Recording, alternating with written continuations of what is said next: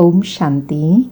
आज प्यारे बाप दादा के अनमोल मधुर महावाक्य हैं 21 जून 2025। आज की मुरली के सार में शांति के सागर बाबा ने स्मृति दिलाई कि तुम संगम युगी ब्राह्मण बच्चों को अभी स्मृति आई है कि हमारे 84 जन्मों का चक्र अब पूरा हुआ। बाकी हम थोड़े समय के लिए इस पुरानी दुनिया के मेहमान हैं। हमारा घर शांति धाम है, जिस घर को सब याद करते हैं, सब मन की शांति चाहते हैं। कहे तुम जानते हो अभी अपने घर जाने के लिए बाकी थोड़ा समय है। फिर घर जाने के लिए धारणा बताई कि जब तुम यहाँ मधुबन से अपने घर में जाते हो, धंधे धोरी आदि में लग जाते हो, तो कोई भी जरमुई जगमुई आदि बातों में नहीं जाना है। सदा स्मृति बनी रहे कि हम आत्माएं शांति धाम की निवासी हैं। यहाँ हम पाठधारी बने हैं। कोटों में कोई पढ़ते हैं। 5000 वर्ष पहले मुआफिक ज्ञान सागर बाप आकर पढ़ाते हैं। तो सदा इसी नशे और स्मृति में रहना है। फिर कहा कि तुम ही पुकारते हो, हे पतित पावन आओ, हमको सुखधाम में ले जाओ। कल की बात है, कल तुम पवित्र थे, आज अपवित्र बन पुकारते हो। तो बाबा कहते हैं यह अंतिम जन्म पवित्र बनो, तो फिर 21 जन्म के लिए तुम सदा सुखी बन जाएंगे। बाबा तो बहुत अच्छी रीति बच्चों को समझाते हैं, बुरी चीजों से छुड़ाते हैं, क्योंकि देवता थे ना। फिर कहा कि घर जाने के लिए बच्चों को पापों से मुक्त होने का पुरुषार्थ करना है। ध्यान रहे और कोई पाप कर्म न हो जाए। देह अभिमान आने से ही पाप कर्म विकर्म हो जाते हैं। बाबा कहे कोई भी ऐसा कर्म नहीं करना है जो फिर पीछे पछताना पड़े। आज फलाने को दुख दिया, यह पाप किया। और साथ में कहा कि अगर कोई विकर्म व पाप कर्म हो जाता है तो बाबा से पूछ सकते हैं। इसमें गुटखा नहीं खाना चाहिए। बाबा को बताए न बताए बाबा क्या सोचेंगे। बाबा कहे अगर पूछेंगे तो बाबा जट हल्का कर देंगे।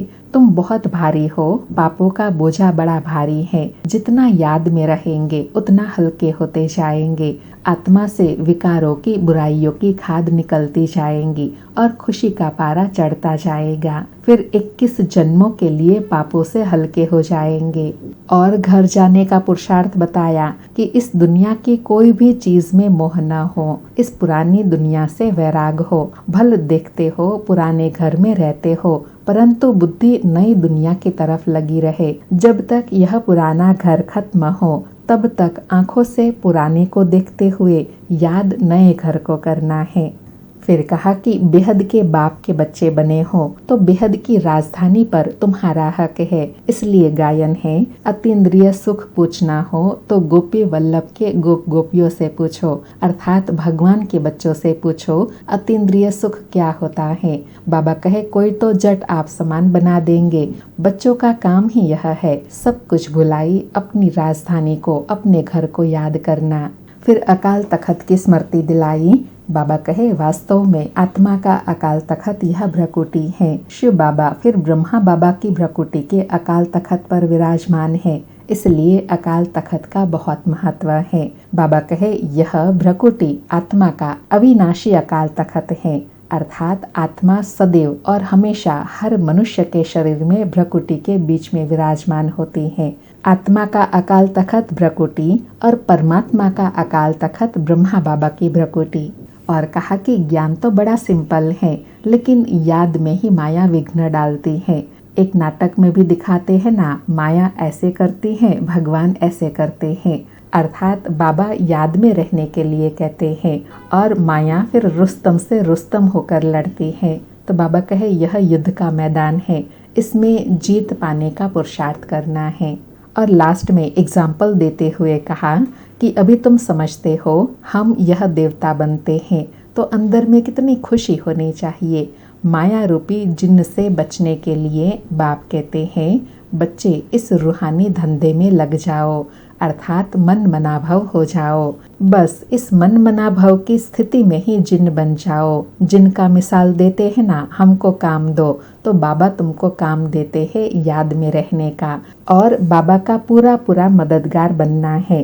बाबा विश्व कल्याण करने के लिए आए हैं, वह अकेले तो करेंगे नहीं, तो सर्विस में मददगार बनना है। सुनते हैं प्यारे बाप दादा के अनमोल मधुर महावाक्य। आज बाबा कहे, मीठे बच्चे, तुम्हें स्मृति आई है कि हमने 84 जन्मों का चक्र पूरा किया। अब जाते हैं अपने घर शांति धाम।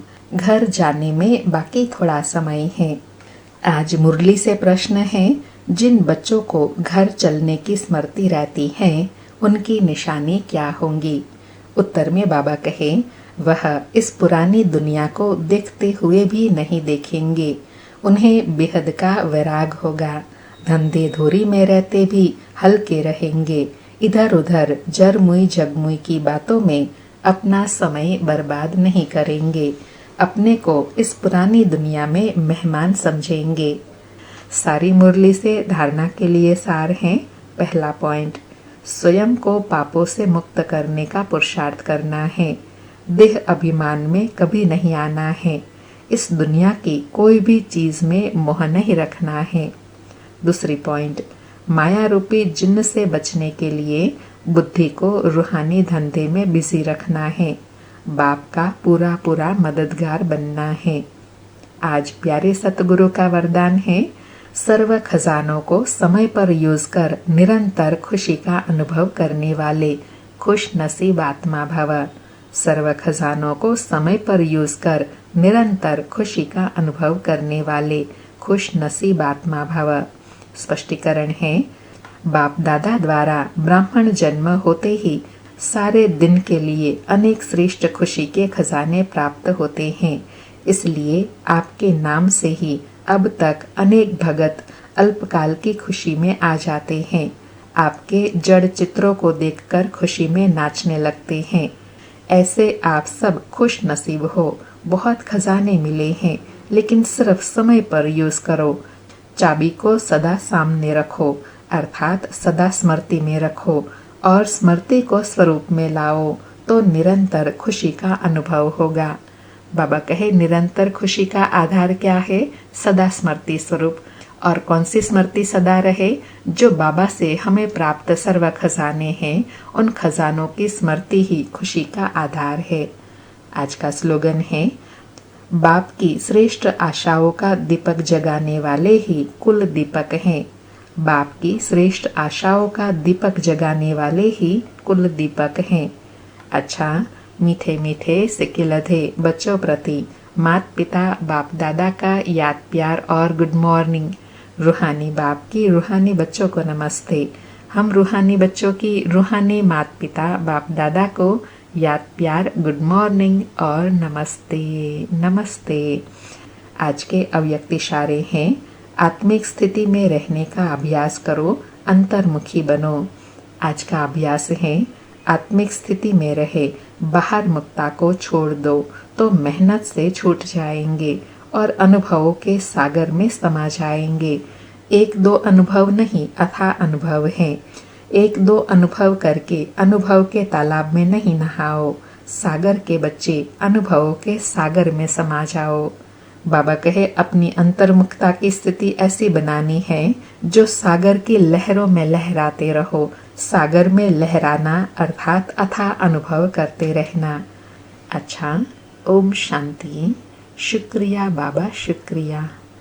आप सभी भाई बहनों के लिए विशेष सूचना है। जो भाई बहनें प्रतिदिन मुरली सुनते हैं व मुरली सार सुनते हैं व इस चैनल पर वीडियो सॉन्ग देखते हैं, उन सभी भाई बहनों को निवेदन है, आप इस व्हाट्सएप नंबर पर व्हाट्सएप करें, मुरली टाइप करके जरूर भेजें। धन्यवाद।